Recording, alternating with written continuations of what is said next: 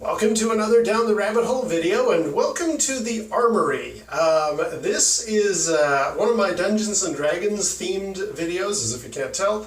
And also, this is, well, okay, where I am is, it leads to the Hall of Heroes, and that's a place I'm going to talk about in a future video. But before I get to that, why am I wearing my Alert Bay t-shirt?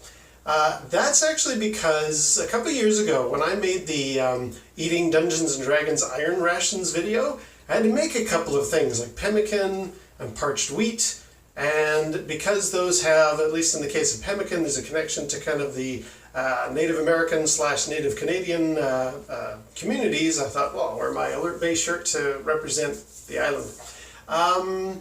But I was thinking to myself, you know what, I had a lot of feedback on my Iron Rations video, and one guy actually gave me a couple of ideas for how to alternatively do Iron Rations. There's a new one on its way.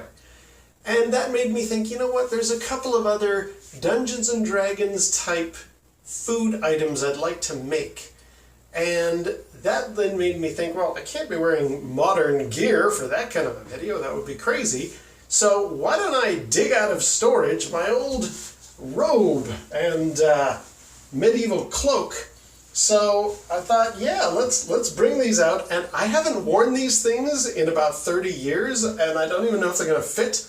So I'm going to try them on and see what would it be like to try and cook with a medieval robe on. So this is the first one. I made it myself, all sewn by hand.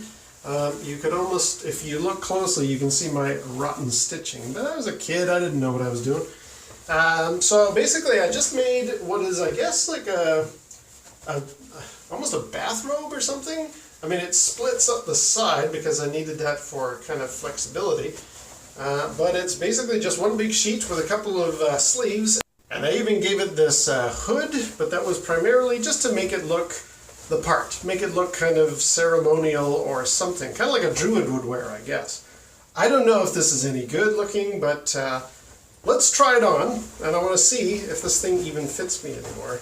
I was much younger and much slimmer the last time I wore this, so let's toss this on first, if I can.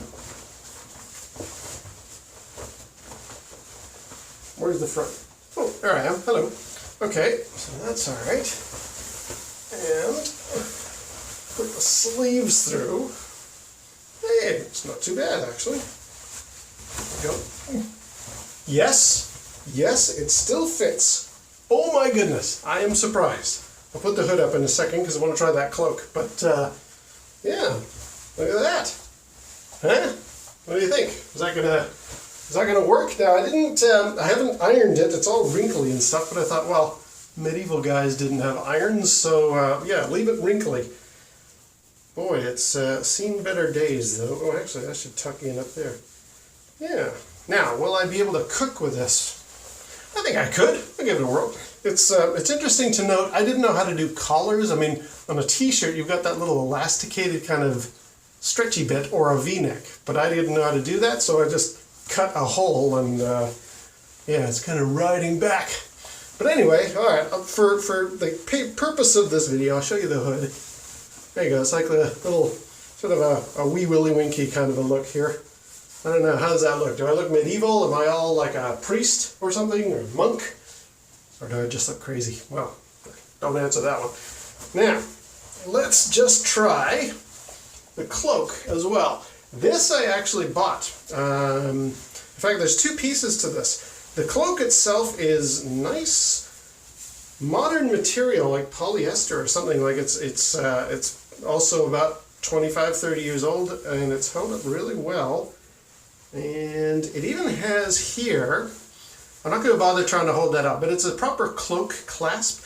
I think I got this at the same medieval fair thing where I bought my chainmail here in Vancouver. So it's strange that it's kind of a Celtic kind of a design, but it's actually from Vancouver.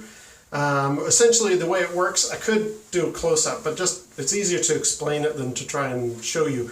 It's a circle with like a piece of metal across here, like a pin. And then what you would do is you would turn it so that you've got that kind of flexibility there, that digs through the material, you bundle it all up, and then you slide it back out and across. Does that make sense? That's how that's held together there. Let's see if I can swing that over my head. Where's the front here? Where's the back? Or is that the front? No, that's the back. Okay, here we go. There we go.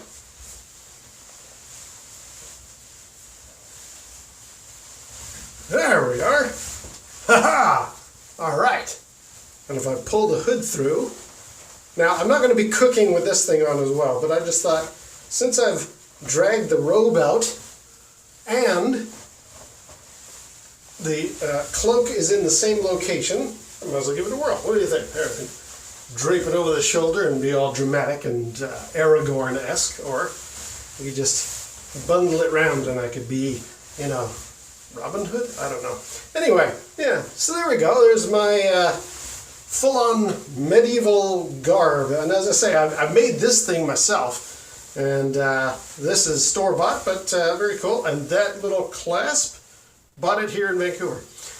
Anyway, so yeah, I don't know if I'll wear the cloak during any of this cooking stuff, but I might just give the robe a shot because, as I say, I've got some ideas for some food, and I think this might be a more appropriate kind of a look for while I'm doing that cooking. What do you think? Anyway, until next time, we'll see you down the rabbit hole.